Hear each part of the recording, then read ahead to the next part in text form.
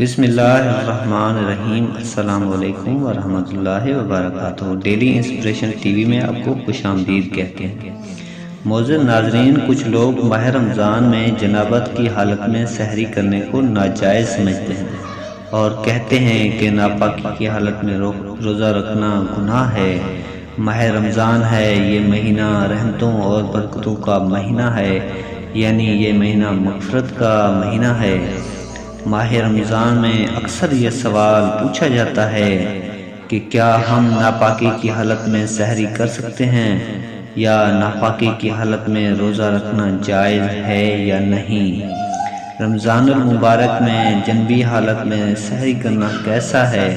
زیادہ تر لوگ کم علمی کی وجہ سے جنبی حالت میں خود کو، اپنے کپڑوں کو، اپنے بستروں کو ناپاک سمجھتے ہیں اور کھانے کو، کام کاج کو ہاتھ نہیں لگاتے جب تک کہ غسل نہ کر لیں، اور خواتین بھی بچوں کو دودھ پلانا، کھانے کو ہاتھ لگانا گناہ سمجھتی ہیں، یہ سوچ کر کہ وہ ناپاک ہیں۔ اور کچھ عورتیں سمجھتی ہیں کہ غسل کے بنا آٹا گوندنے سے بے برکتی ہو، حالانکہ شریعت محمدی صلی اللہ علیہ وسلم اس جہالت کو رد کرتی ہے، اور اس سلسلے میں اللہ کے پیارے نبی حضرت محمد صلی اللہ علیہ وسلم کی بہت سی صحیح اور مستند احادیث مبارکہ موجود ہیں۔ ہم بستری کرنے کے بعد عورت کے لیے صرف نماز، طواف مسجد میں ٹھہرنا حرام ہے، اور اس کے علاوہ باقی تمام کام کرنے جائز ہیں۔ مرد عورت پر کہیں بھی ایسی کسی پابندی کا ذکر نہیں، بلکہ غسل کرنے سے پہلے بھی جنابت کی حالت میں ہی تمام لوگ عام روٹین کے کام کاج کر سکتے ہیں۔ روزہ رکھنے کے لیے سحری کھا سکتے ہیں، کھانا تیار کر سکتے ہیں، یا پھر گھر کے دوسرے کام کاج نپٹانے میں بھی جائز ہیں، اور اسی طرح ماں بچوں کو دودھ پلا سکتی ہے اور ان کی دیکھ بھال بھی کر سکتی ہے۔ اس کی کئی دلیل موجود ہیں۔ حضرت حذیفہ رضی اللہ تعالیٰ عنہ بیان کرتے ہیں، نبی اکرم صلی اللہ علیہ وسلم ان سے ملے تو آپ مصافحہ کے لیے ان کی طرف بڑھے۔ حذیفہ رضی اللہ تعالیٰ عنہ نے کہا، میں جنبی ہوں۔ اس پر آپ صلی اللہ علیہ وسلم نے فرمایا، مسلمان نجس نہیں ہوتا۔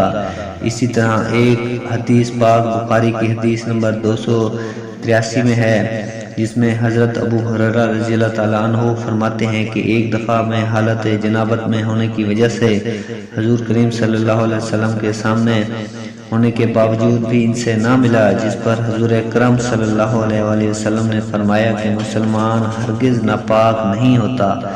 حافظہ ابن حجر رحمۃ اللہ علیہ فتح الباری میں لکھتے ہیں، اس حدیث میں اس بات کا جواز پایا جاتا ہے کہ غسل جنابت کو اس کے واجب ہونے کے اول وقت میں تاخیر کی جا سکتی ہے، اور اس کا بھی جواز ہے کہ جنبی شخص اپنی ضروریات پوری کر سکتا ہے۔ ام المومنین حضرت عائشہ صدیقہ رضی اللہ تعالیٰ عنہما کہتی ہیں کہ رسول اکرم صلی اللہ علیہ وسلم جنبی ہوتے اور پانی چھوئے بغیر سو جاتے، پھر اس کے بعد اٹھتے اور غسل فرماتے۔ کسی نے حضرت عائشہ رضی اللہ تعالیٰ عنہما سے سوال کیا کہ اے عائشہ رضی اللہ تعالیٰ عنہما، حضرت محمد صلی اللہ علیہ وسلم ہم بستری کر کے نہایا کرتے تھے یا ویسے ہی سو جایا کرتے تھے؟ حضرت عائشہ رضی اللہ تعالیٰ عنہا فرماتی ہیں کہ نبی کریم صلی اللہ علیہ وسلم ہم بستری کر کے ویسے ہی سو جایا کرتے تھے۔ جب مؤذن رسول صلی اللہ علیہ وسلم فجر کی اذان دینے کے لیے آتے تھے تو حضرت محمد صلی اللہ علیہ وسلم غسل کر کے جسم کو خشک کیے بغیر ہی مسجد میں تشریف لے جاتے اور نماز فجر کی جماعت ادا کرواتے، اور میں گھر میں آپ صلی اللہ علیہ وسلم کی آواز سنتی رہتی تھی۔ پھر آپ صلی اللہ علیہ وسلم روزہ رکھ لیتے تھے۔ حضرت عائشہ رضی اللہ تعالیٰ عنہا سے مروی ہے کہ آپ صلی اللہ علیہ وسلم ہم بستری کرنے کے بعد سونے سے پہلے غسل کرتے اور بعض اوقات تیمم بھی کرتے۔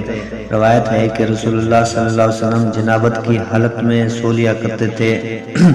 حضرت عائشہ رضی اللہ تعالیٰ عنہا فرماتی ہیں کہ آپ صلی اللہ علیہ وسلم جنابت کی حالت میں شرمگاہ کو دھوتے اور پھر نماز جیسا وضو کرتے۔ افضل طریقہ یہی ہے کہ جنابت کے بعد جتنی جلدی ہو سکے غسل کر لیا جائے، کیونکہ ایسا نہ ہو کہ کہیں غسل کرنا ہی بھول جائے۔ کھانے پینے، سونے اور عورتیں بچوں کو دودھ پلانے سے پہلے جنابت کی حالت میں وضو کر لیں تو یہ افضل ہے۔ یہ یاد رہے کہ وضو کرنا بھی واجب نہیں ہے، لیکن وضو کرنا اور شرمگاہ کو دھو لینا مستحب ہے۔ حضرت عائشہ رضی اللہ تعالیٰ عنہا بیان کرتی ہیں کہ نبی اکرم صلی اللہ علیہ وآلہ وسلم اگر جنبی حالت میں کھانا یا سونا چاہتے تو نماز کی طرح وضو کر لیتے تھے۔ وضو کرنا اس لیے بھی افضل ہے کہ نبی کریم صلی اللہ علیہ وآلہ وسلم نے فرمایا 3 لوگوں کے پاس رحمت کے فرشتے نہیں آتے، پہلا کافر کی لاش پر، دوسرا خلوق کے خوشبو لگانے والا اور تیسرا جنبی شخص جب تک کہ وہ وضو نہ کر لے۔ اللہ تعالیٰ سے دعا ہے کہ اللہ تعالیٰ ہمیں دین اسلام کے مطابق زندگی بسر کرنے کی توفیق عطا فرمائے، آمین۔ دوستو امید کرتے ہیں کہ آپ کو ویڈیو پسند آئی ہوگی۔ اگر ویڈیو اچھی لگے تو اس ویڈیو کو لائک کرنے کے ساتھ ساتھ ہمارے چینل کو بھی لازمی سبسکرائب کر دیں۔ ملتے ہیں نیکسٹ ویڈیو میں، تب تک کے لیے مجھے اجازت دیجیے، مجھے اپنی دعا میں یاد رکھیے گا۔ اللہ حافظ، جزاک اللہ خیر۔